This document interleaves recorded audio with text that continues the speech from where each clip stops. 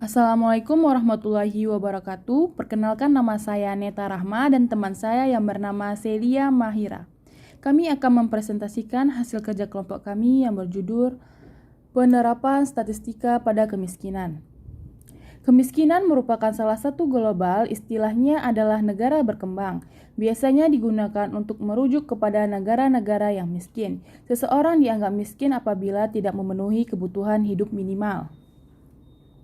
Kebutuhan hidup minimal itu adalah kebutuhan untuk mengonsumsi makanan dalam takaran 2100 kilokalori per orang per hari dan kebutuhan minimal non-makanan seperti perumahan, pendidikan, kesehatan, dan transportasi.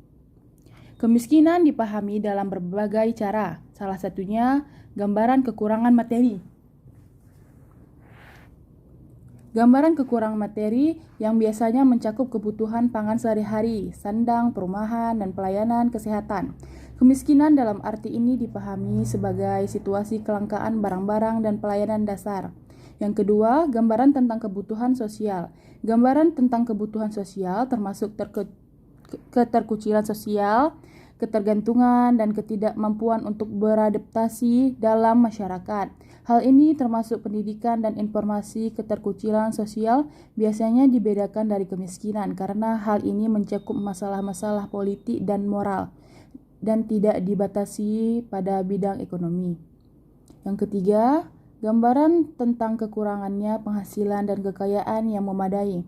Gambaran tentang kekurangannya penghasilan dan kekayaan yang memadai. Makna-makna memadai di sini sangat berbeda, melintas bagai-bagai politik dan ekonomi seluruh dunia. Saya, Celia Mahira, akan melanjutkan pembahasan yang selanjutnya. Penerapan statistika pementasan kemiskinan di Aceh. Rentang ini mencakup 18 kabupaten dan 5 kota di Aceh. Periode yang digunakan adalah tahun 2017. Hal ini untuk menguji pengaruh variabel independen terhadap variabel dependen. Variabel bebas adalah pendidikan, ekonomi, infrastruktur, dan dana khusus. Swadaya kemiskinan sebagai variabel terikat.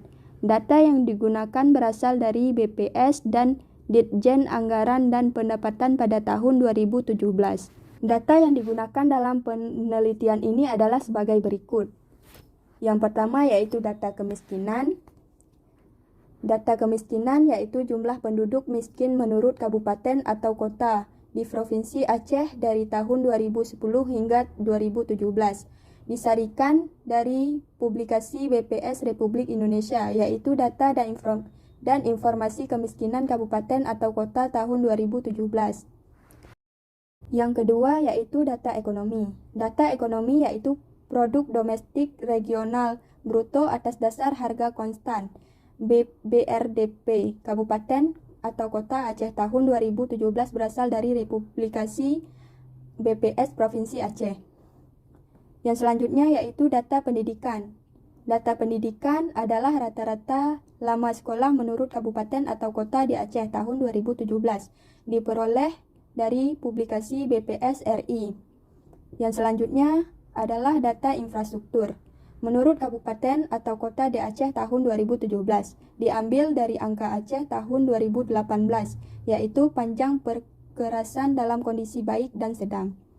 Yang terakhir yaitu data dana khusus pemerintahan.